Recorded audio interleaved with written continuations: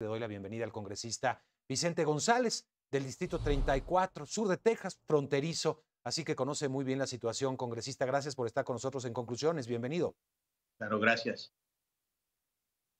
¿Cómo se está viviendo esta expectativa en la parte fronteriza de Texas con México? ¿Es más o menos similar a lo que estamos viendo con Chihuahua y en otras regiones de la Sí, frontera? pues, creo que del lado de nosotros, en la zona del Río Grande, de McAllen a Bronzeville, es un poco menos, pero es bastante, ha subido mucho la migración en las últimas 2 semanas y con la espera de que se dé de alta el título 42, estamos esperando una ola muy grande de migrantes y algo que nos estamos preparando, estamos creando infraestructura.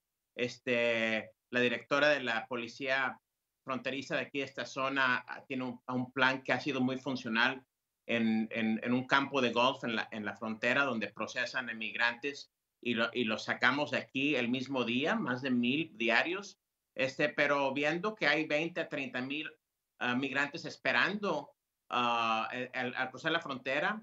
Estuve en conversación hace unos días con el presidente Giamatti de Guatemala, que me dice que hay 60,000 ya acá en camino en territorio norteamericano y 200,000 que pueden venir todavía que están en el transcurso de Colombia, Panamá. Es muy preocupante de que si llegan muchos a la misma vez, se haga un caos en la frontera de los dos lados. Y necesitamos ayuda y necesitamos que exigir cooperación de nuestros vecinos de Centroamérica. El presidente de Guatemala ha ayudado, ha pedido que le demos recursos para poder ayudarnos. Y creo que México también puede hacer mucho más en detener migración en la frontera del sur del país. Efectivamente, se vive una presión muy fuerte en la frontera sur y bueno, hay caravanas de migrantes y otros fenómenos también. Y digamos, el tránsito cotidiano que no se ve tampoco, que es muy numeroso. Ahora, ¿hay la necesidad, en su punto de vista, de extender? ¿Habría posibilidades todavía de extender como ya se hizo el título 42? En mi opinión, deberíamos extenderlo, deberíamos de abrir centros de proceso de migración.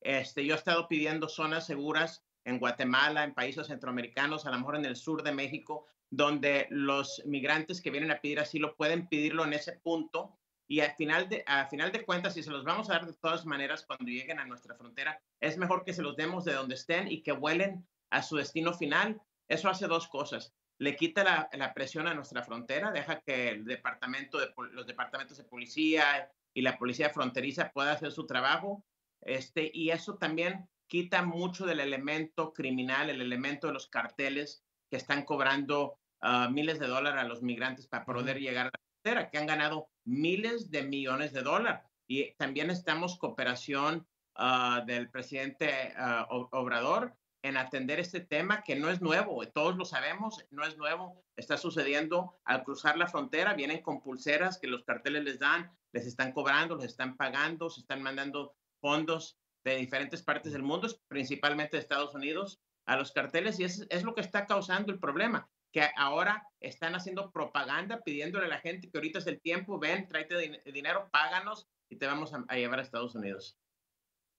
Todo eso que me menciona aparentemente o está en propuesta o es un hecho. Es decir, el gobierno de México ha insistido que está haciendo lo posible. Hay un acuerdo que data de la época del presidente Trump con México, el llamado Quédate en México. Sigue funcionando aparentemente. Y el presidente Biden ha prometido precisamente llevar algunos centros de procesamiento de estas solicitudes a algunos países de Centroamérica. ¿Eso es suficiente o hay que ir por más, Bueno, congresista? es suficiente si viene con buenas reglas. Si viene, la propuesta que yo tengo en el Congreso es que tienes que por ley pedir asilo en uno de esos centros de proceso, de proceso de Mm. asilo. Quiere decir que no vienes a nuestra frontera, vas a Guatemala, vas a Panamá, Colombia, a lo mejor alguno en México y haces tu proceso ahí en una zona segura, como las hemos creado alrededor del mundo en épocas de guerra, zonas humanas, zonas seguras donde va a haber atención médica, va a haber atención de seguridad y pueden hacer su proceso de asilo ahí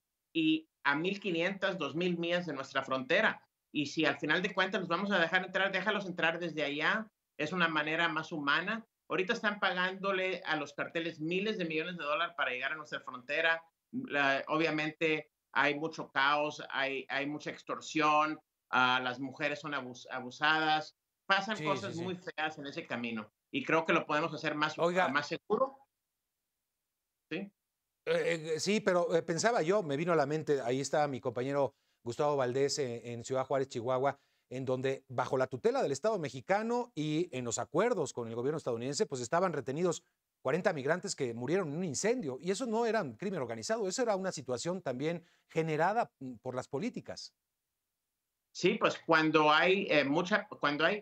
llegan miles de personas a comunidades, algunas comunidades pequeñas, va a crear una tensión que va a terminar en violencias, va a terminar en accidentes, como lo que acabamos de tener hace unos días en Bronzeville. Es un caos Mm, sí, desorganizado y es algo que podemos atender con un poco de más atención, un poco de más infraestructura, con una política de familia, que todos juntos podamos trabajar con México, con los países centroamericanos, en atender esto y asegurar que no sea el asilo, no sea una invitación al mundo que pueda venir aquí, porque empezó solo con centroamericanos. Ahorita ya vienen de África, vienen de Asia, vienen de todas partes del mundo pidiendo asilo aquí en nuestra frontera. Es como si estamos abiertos, que compra tu boleto y pásale para adelante. No es así y el recado tiene que ser muy directo. El tema que decía de los centros de asilo, la ley tiene que ser que si no vas al centro de asilo y llegas a nuestra frontera sin verte registrado y procesado ahí, entonces inmediatamente te regresamos y no puedes pedir asilo por un año más.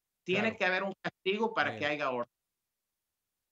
Finalmente, congresista, le preguntaría a propósito de lo que pasó en Bronzeville, que me parece que está dentro del distrito que el 34. ¿Sí? Lo que vimos está en la investigación, no quiero especular al respecto, por supuesto, seguirán las investigaciones de qué fue lo que sucedió, pero yo le preguntaría, presiento, percibe que se está generando un ambiente de xenofobia, de odio a los migrantes por parte de algunos sectores sociales, congresista.